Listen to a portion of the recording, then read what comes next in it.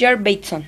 Junto con un equipo de psiquiatras, intenté formular una teoría general de la comunicación, tratando de extender el dominio tradicional de la comunicación, introduciendo en él la gestualidad, kinésica y el espacio interpersonal, proxémica. Adquirí una reputación por mis trabajos de genética y de antropología.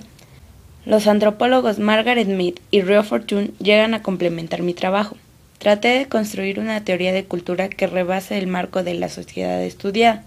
En 1935 terminé de escribir Niven y en 1936 me casé con Margaret Mead. Mead busca el origen del temperamento balinés en las relaciones entre padres e hijos bajo la influencia de las teorías psicoanalíticas, pero después de 15 años me planteé la hipótesis del double bind, que consistiría en ver el origen de la esquizofrenia infantil en una red de relaciones contradictorias entre madre e hijo. Siempre fui un hombre de ideas y no de datos. Hice otro libro con Rush, pero solo escribí los últimos 5 capítulos. En el último propuse una teoría general de la comunicación, que decía: la esencia de nuestro mensaje al lector es que la comunicación es la matriz en la que se encajan todas las actividades humanas. Y en 1949 entré al campo de la etnología siendo residente del Hospital Psiquiátrico de la Veterans Administration en Palo Alto, donde aprendí un estudio de la naturaleza del juego en los animales.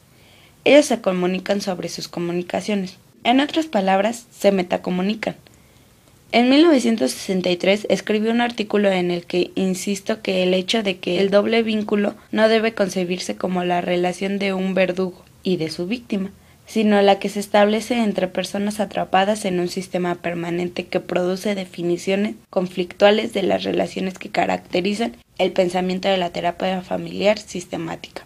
Así pues, después de un largo ensayo de 2 investigadores, dije en 1966, el doble vínculo se convierte en un principio abstracto que se aplica tanto al arte, al humor, como a los sueños o a la esquizofrenia.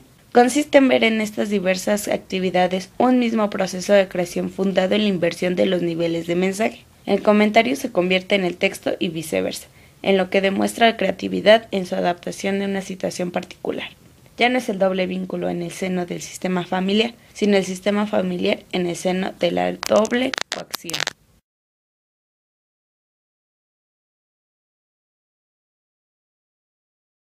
Don Jackson. Soy psiquiatra y psicoanalista. Digo que los esquizofrénicos se comunican tanto como los demás en otros niveles y con diferentes registros.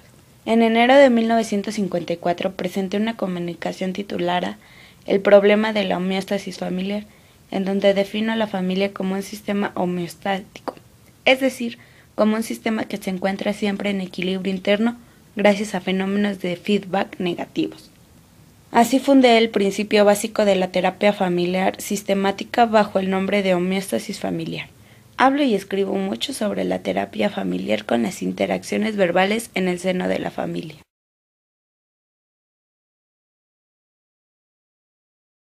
Paul Watzlawick. Me apasiona por la filosofía del lenguaje y la lógica. Enseñé el psicoanálisis y la psicoterapia en la Universidad Nacional de El Salvador a finales de los 50. Siempre admiré a 3 personajes. A Don Jackson por sus capacidades de diagnóstico y métodos de tratamiento. Me parecen deslumbrantes. A Milton Erickson, el psiquiatra que utiliza la paradoja como técnica terapéutica, y a Bateson, por ser el gran teórico al que todos consultan. Sus trabajos son una revelación. Junto con mis colegas opuse 2 clases de cambio de la situación. El cambio 1, que consiste en una modificación en el interior de un sistema, y el cambio 2, que consiste en una transformación del mismo sistema. La oposición entre una realidad del primer orden, que se refiere a las propiedades físicas de los objetos, y una realidad del segundo orden, que permite las propiedades sociales, valor o significación de los objetos.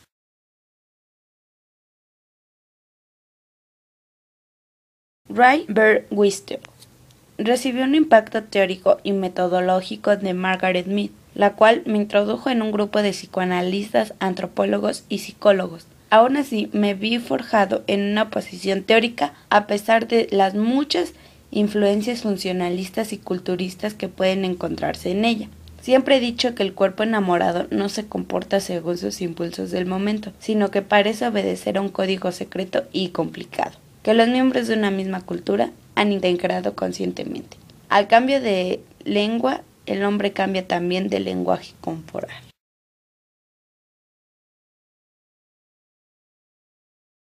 Stuart Sigman. Terminé mi doctorado en la Universidad de Pensilvania. Me interesé por la lingüística y la antropología norteamericana contemporánea. Pienso que es necesario añadir el término de competencia comunicativa al término de competencia lingüística, aceptando la idea de que la realización del habla es el producto de unas reglas, tanto como el mismo lenguaje. Pero esas reglas son culturales y sociales. Después presento un análisis de las reglas que presiden la aparición de los temas de conversación en un asilo de ancianos, en tanto que esas reglas sociolingüísticas son también las reglas que fundan el orden social de una institución.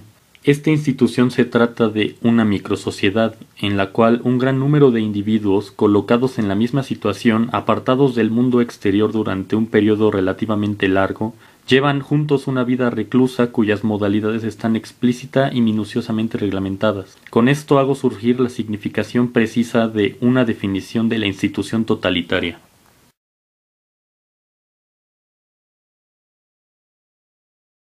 Edward Hall.